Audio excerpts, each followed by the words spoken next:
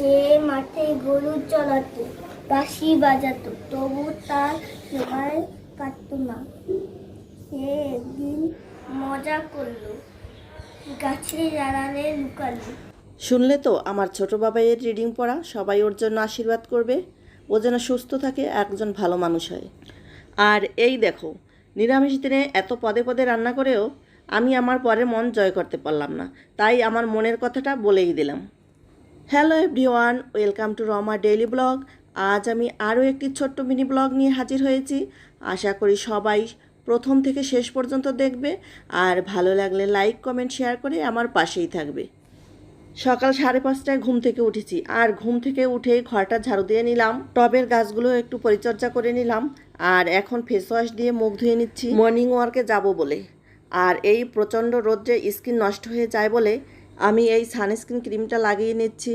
এটা ছিল স্নেইলের, এটা খুবই ভালো একটি প্রোডাক্ট।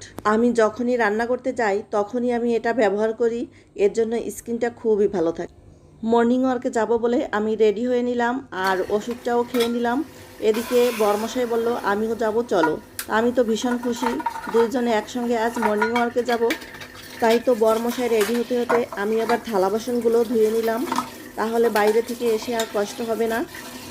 আসলে এই প্রচণ্ড গরমের মধ্যে মর্নিং ওয়ার্ক করাও একটা রিস্ক হয়ে যায়, তাও কোনো উপায় নেই, শরীরকে সুস্থ রাখতে হলে মর্নিং ওয়ার্ক করতেই হবে। এই তো বরমশাই আমার রেডি হয়ে গেছে, এবার আমরা যাচ্ছি মর্নিং ওয়ার্কে। আমাদের বাসা থেকে প্রায় 45 মিনিট হাঁটার পরে এই দেখো সবজি ক্ষেত।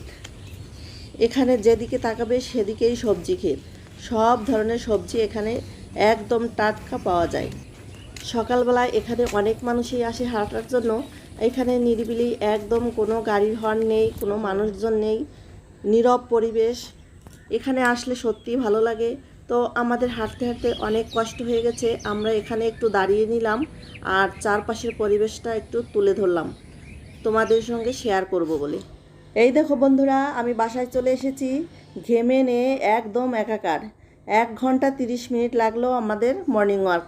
বাসায় ফিরে আসার সময় কিছু শাকসবজিও কিনে নিয়ে আসলাম। এখানে এনেছি বেগুন, পাটের শাক আর একটা কচু। কিছুক্ষণ রেস্ট নেওয়ার পরে চলে এলাম সাধের রান্নাঘরে। আজ সকালে নাস্তা করব রুটি আর পায়েস।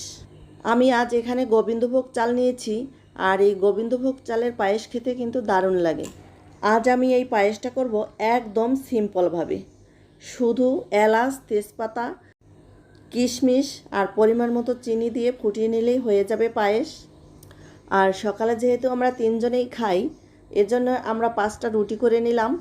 সবাই আমরা একসঙ্গে মজা করে খেয়ে নিলাম। আর রুটির সঙ্গে পায়েস, এ তো অসাধারণ একটি খাবার। অনেকের আবার এসব খাবার পছন্দ না, তবে আমাদের ভীষণ পছন্দ।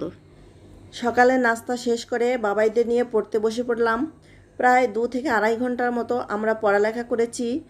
আর এই যে লং টাইম স্কুল বন্ধ ছিল, এতে বাচ্চাদের কিন্তু খুবই ক্ষতি হয়েছে।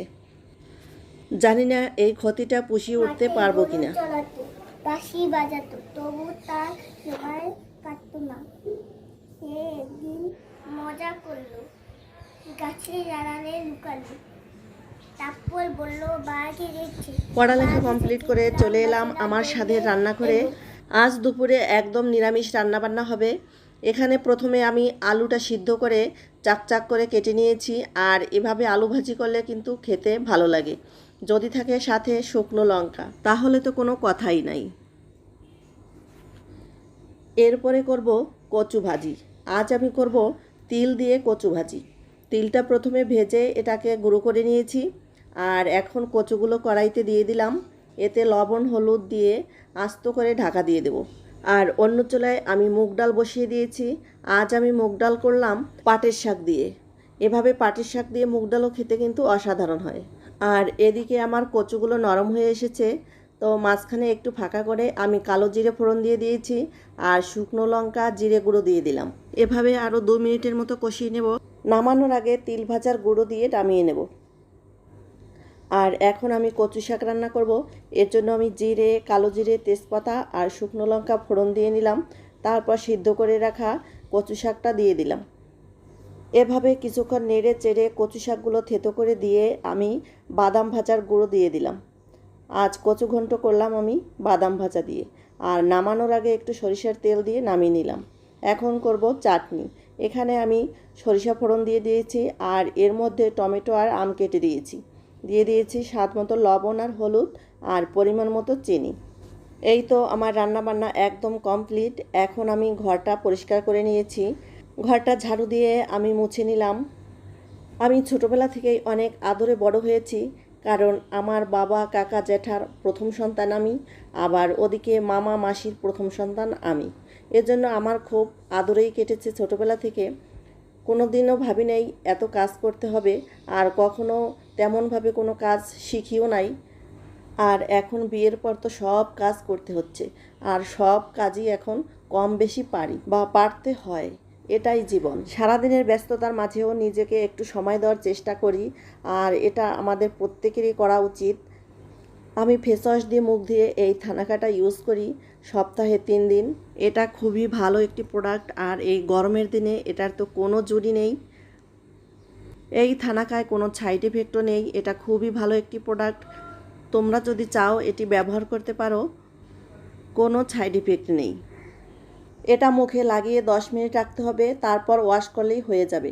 তো আমি এটা মুখে লাগিয়ে এদিকে আবার ছেলে তরমুজ কেটে আনলো। আমরা সবাই মিলে আবার এই ঠান্ডা ঠান্ডা তরমুজ খেতে বেশ পছন্দ করি, তাই খুব মজা করেই সবাই মিলে খেয়ে নিলাম। আর আমার বরটা দেখো হ্যাংলার মতো খেয়ে নিচ্ছে। এরপর স্নান করে আমি রেডি হয়ে নিচ্ছি, আর সিঁদুরটাও পরে নিলাম। এখন সবাই মিলে আমরা একসঙ্গে দুপুরের খাবার খাবো। আর এই দেখো এত পদে পদে রান্না করেও আমি আমার বরের মন জয় করতে পারলাম না। খুবই কষ্ট লাগে। সে বলে আরও আছে। তখন কেমন লাগে বলো তো? এভাবেই রাগ, ক্ষোভ, মান, অভিমান নিয়েই চলবে জীবন। তো আজ এ পর্যন্তই, বিদায় নিচ্ছি। ততক্ষণ সবাই ভালো থাকবে, সুস্থ থাকবে। দেখা হবে অন্য কোনো নতুন ভিডিওতে। ততক্ষণ সবাই ভালো থাকবে, সুস্থ থাকবে। টাটা।